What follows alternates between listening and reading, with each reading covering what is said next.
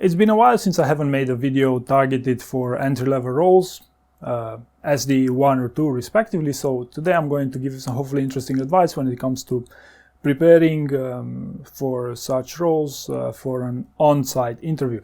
Usually there are 4 rounds of interviews.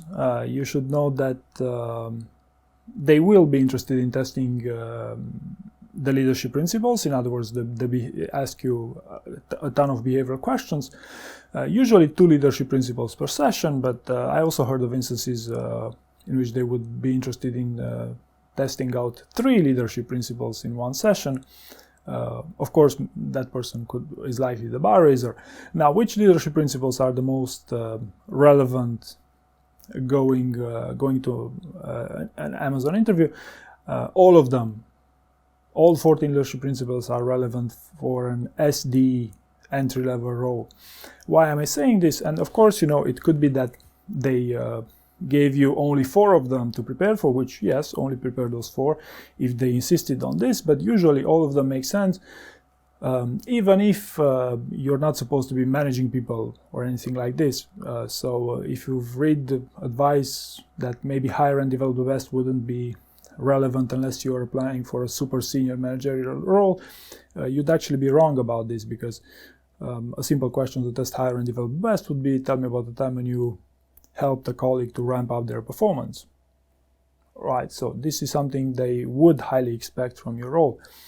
And you know, I often still get asked a lot, hey Dan, but what about those principles? I don't understand the principles, and so on and so forth.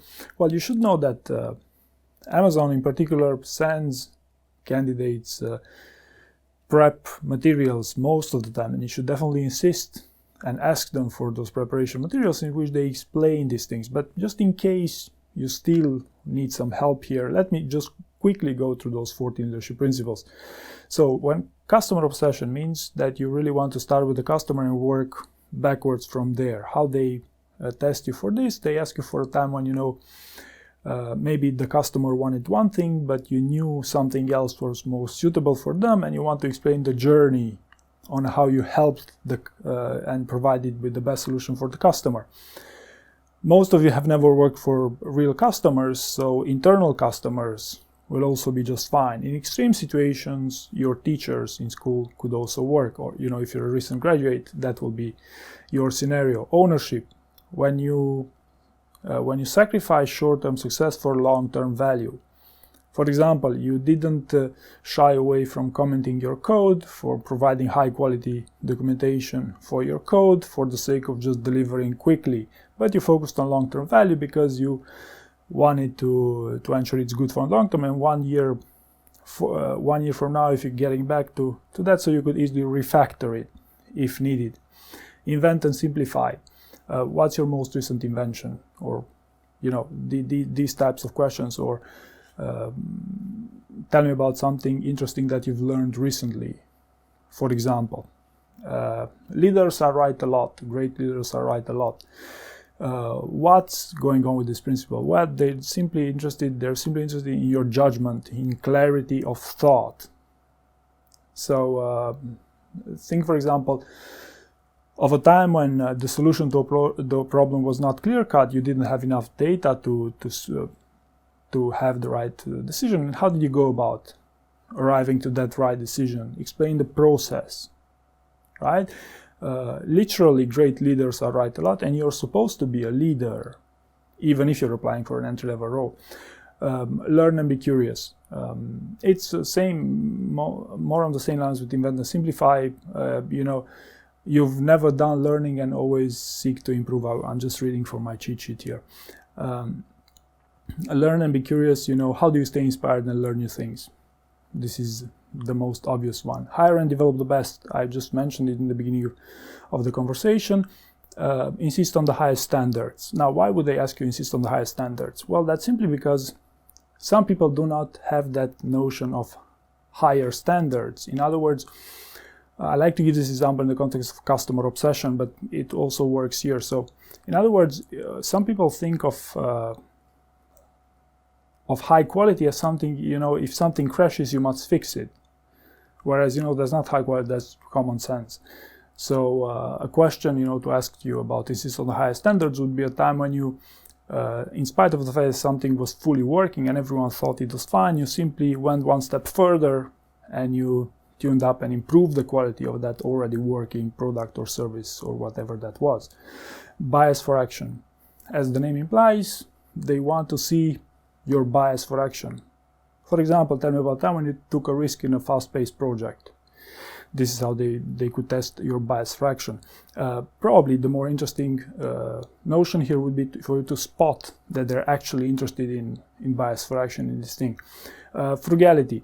This one I often hear it's not very relevant for many roles. However, out of precaution, I would very much encourage you to take this seriously. How would someone test frugality?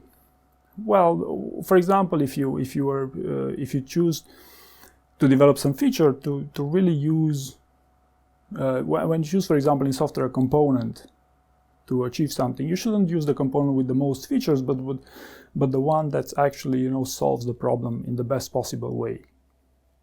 Right? This would be a scenario that would work for an entry-level role for an SDE1 or 2. Of course, for different types of roles, it's a whole different story. Dive deep. Dive deep, it's on the same lines with I write a lot, that they are interested in your clarity of thought, but they're interested in your clarity of thought when diving deep into a problem. Tell me about a complex problem where you had to dive deep to find its solution. So the idea is that you explain the process when you dove deep into that and how you arrived to that specific conclusion. So think about something complex that you're super proud that you resolved, and this should be your example. Earn trust. This is a very counterintuitive one. It's actually very hard to spot. Earn trust is basically when you receive negative feedback from your manager, how did you respond? So the reactive approach, a not so good example would be when you said that, hey, I told my boss, hey, you were wrong, I was right because of that. But a better example would be for an example where your boss was generally right about this, and not only that, but you went one step further of not just only fixing the problem, but also trying to earn their trust by properly listening to whatever they have to say, that also explaining your point of view and listening more. And this is how you earn trust, by listening, right? So you'd often be tempted to say that you only resolved the problem and everything was fine, when in fact, yes, that would be a fine example, but not in terms of earned trust necessarily. So to put it in a context of earned trust, you would say that you actually listened to your manager, and this is the loop. You listen to earn trust. The way you listen to what I'm saying right now, I'm earning your trust. Right? So have backbone, disagree, and commit. This is a time when when you had a disagreement with your manager, and how do you go about this? So think about the time when you had a disagreement, whether you're right or wrong. I would probably advise you to be wrong most of the time, to take ownership of the situation and to take it from there. But it could also be an example where you disagreed with your manager, and in spite of the disagreement you had to commit to the decision even if you didn't like it. The challenge here is to clarity of thought. Like, you really want to ensure that you were coherent with your actions. Deliver results. So deliver results, it's about your ability to deliver when when something complex occurs. This for more senior roles would be usually tested by asking you, tell me about time when you failed to deliver something on time. But for more junior roles, it's a bit lighter. I mean, they usually don't like to go within failure story. Probably they do, but usually they want to say, tell me about a project that was really challenging to complete, and how did you go about completing that specific project, and what lessons did you take from that experience. Again, it's deliver results is pretty standard, pretty easy to understand on this thing. And finally, think big. Think big, it's something, again, not necessarily linked with an SDE1 or 2, but yes, it could also very much look like so, because tell me about a time when you have set a vision to a project. So nowadays, you know, you're supposed to have different types of experience, diverse types of experience, so I wouldn't be surprised for you to have quite a strong example of a time when you took a vision, when you think big about something. So there you go, we've been through all the 14 leadership principles, so hopefully I give you a little bit of insights here. Now, what else is relevant to understand for an on-site interview for an SDE level 1 or 2? Use the STAR method. The STAR method is very important that you use in your behavioral answer, simply because, you know, they want to see that you are able to fit in that framework, you know, not shy away, not go your own way answering these questions, because, you know, you're an entry level, you're supposed to learn, to be capable to learn these things. Also, you should be very careful of making sense during this interview. So whatever, no matter how much you prepare for these leadership principles, if you don't make sense during the actual interview, it will not come across as interesting as you think it would. So make sense. And oftentimes, you know, people that don't make sense tend to spend a lot of time communicating their answers, and by communicating this much, you actually forget that you're within your STAR answer, and that's how you forget various steps, or you overemphasize on the situation, or, you know, there are plenty of mistakes that you can make. It is a good idea to ask them what are the most relevant principles for the role that you're applying for, and if they're not certain about that, or they only give you 2 or 3 of them, you should be skeptical and prepare all of them. Tell you from experience. Okay, dealing with customers, I believe I already said that customers don't have to be end customers all the time, but it could also be external customers. So internal customers, your manager, your teacher. Yes, I think I said that. A very common problem prepping this on-site interview is that it's a very laborious process. It takes time. So try to approach it the way that you feel best, the way that you know you can actually complete the preparation process at your own pace. Personally, I like to always start with what's hard, what I cannot do, and then take it from there, because towards the end of the project, I like, you know, to ramp up my performance.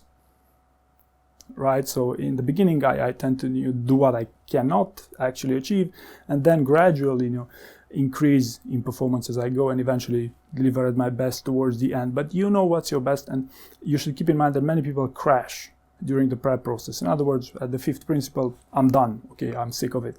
So you should do whatever you can to ensure that you have a smooth preparation process. Of course, you know, the more time you have, the better, but, you know, who am I to tell you what to do with your time? Faster answers for people that cannot communicate would usually sell better, right? So if you think that if usually your answers are 4 or 5 minutes long, it will go better if you cut them short a little bit.